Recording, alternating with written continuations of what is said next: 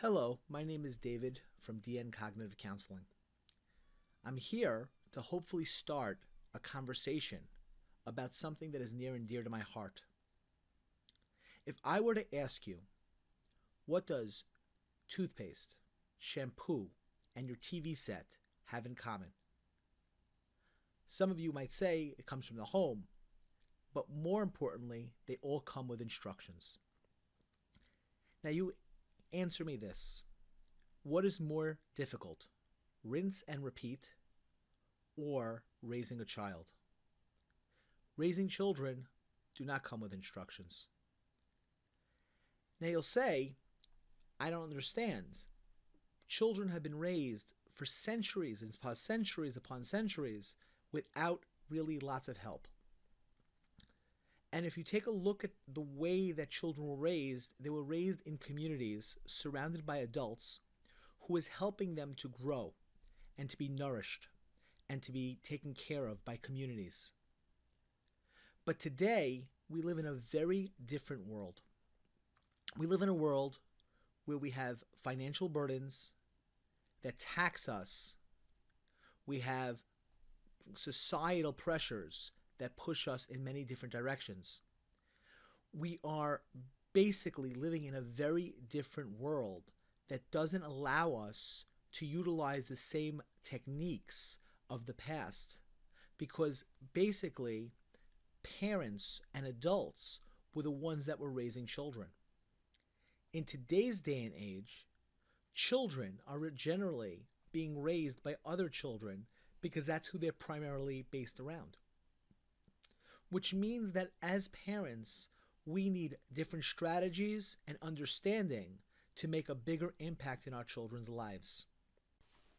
What I'd like to do is to start a conversation with you and be able to go ahead and help you to developing parenting skills.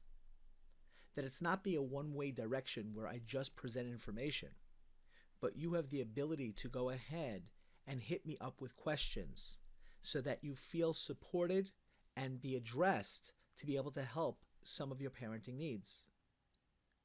I'll do my best to help to build skills, provide education, and to talk about the different challenges that parents have in raising children. I would like for us to be able to go ahead and continually have a conversation that is going to be helpful to help you to grow, but also feel supported. With that, and working together, I think it would be very helpful for us to go ahead and start that by understanding what it means and why I labeled this concept pathways to positive parenting.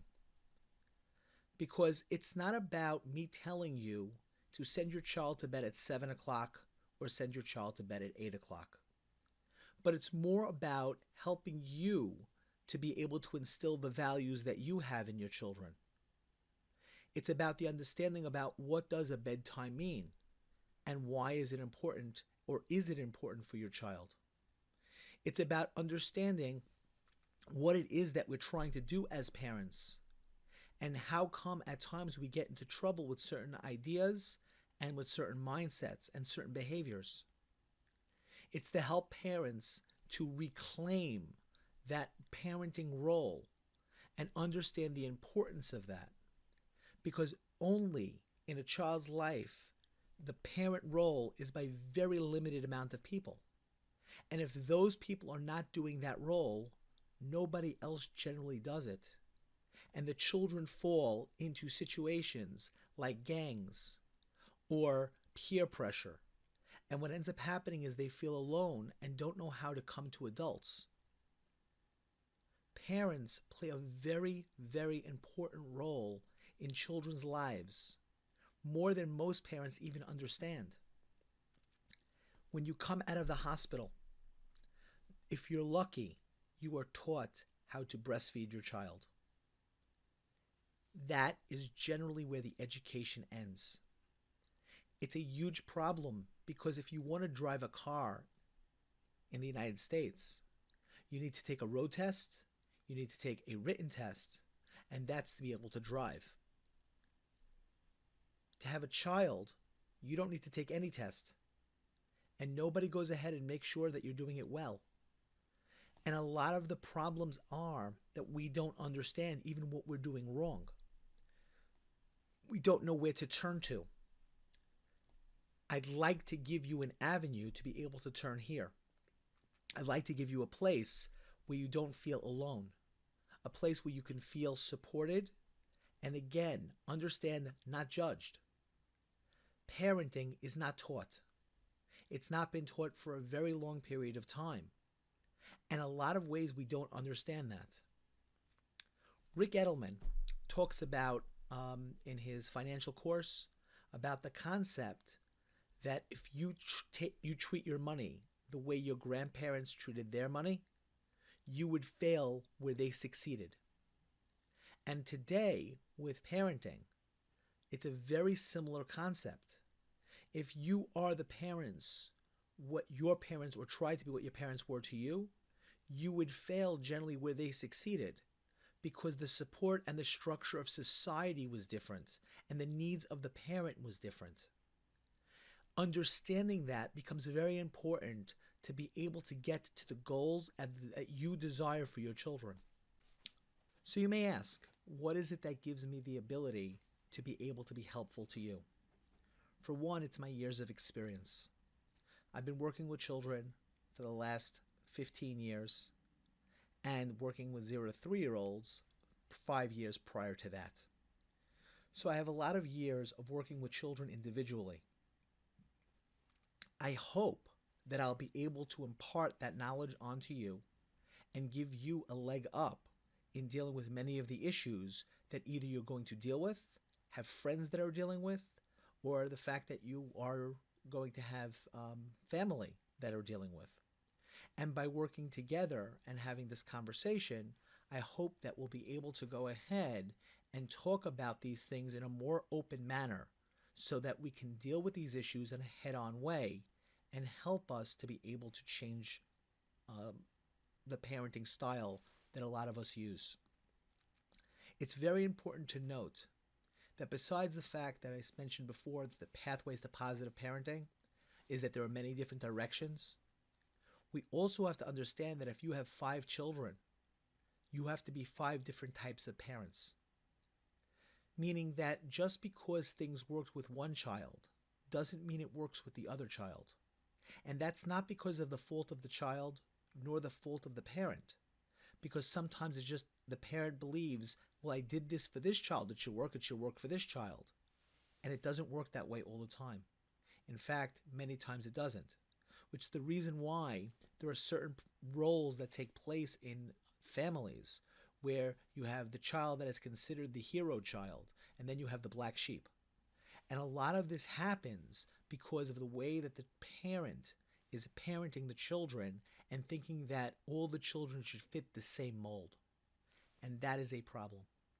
So we have to understand that the different pathways is, even if you're a parent of 5 children, 3 or 4 might be working great, but 1 might be an issue.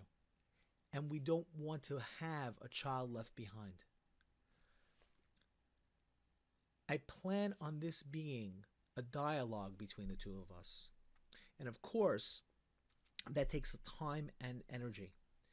And of course, that also goes ahead and takes money. So one of the things I will be doing is to go ahead and placing down a subscription to Subcribe-star to be able to help fund this project. And if you want to become a supporter, that's wonderful, and I appreciate that. And if you don't, and you can't financially afford it, that's fine too. Please, I welcome you to come see it and to participate here. Because it's not just about the ability for you to go ahead and be able to financially afford it, because that's not what I'm looking for here. I am looking to become helpful, to be able to help you, to support you in your ability to parent, and to have a place where you will feel supported. Again, I don't blame parents for not having knowledge. It's very important. Parenting is not taught. But I will say I have a pet peeve. And that is a parent that says, and I'm sure you've all heard it, I did the best I could. I ask you, if you were on the highway and your car broke down and you went under the hood and you said, well, I can't get the car to start. I did the best I could, so I'm going to go ahead now and leave the car. Nobody does that. You would call AAA, you'd call a mechanic, you'd call a friend, you'd reach out for help. And that is what you would do for your car. But many times when we get into problems with our children, we feel embarrassed, like we should know something. And what we do is we keep those things a secret. And we don't tell people about what's going on. And we don't ask for help. And then we get stuck. So I'm hoping that as people see, we all struggle with these things, that it is difficult, that it is not an easy thing, that people will become more open to talk about these things and get help to deal with them. Again, I will be presenting an interactive, hopefully, webinar where we'll be able to talk about these things and be able to go over different concepts. I thank you very much for your time, and I hope you'll join me the next time when I go ahead and we talk about the circle of what nurturing the child means and what developing a nurtured child looks like. Thank you very much, and I hope that you'll join me for this.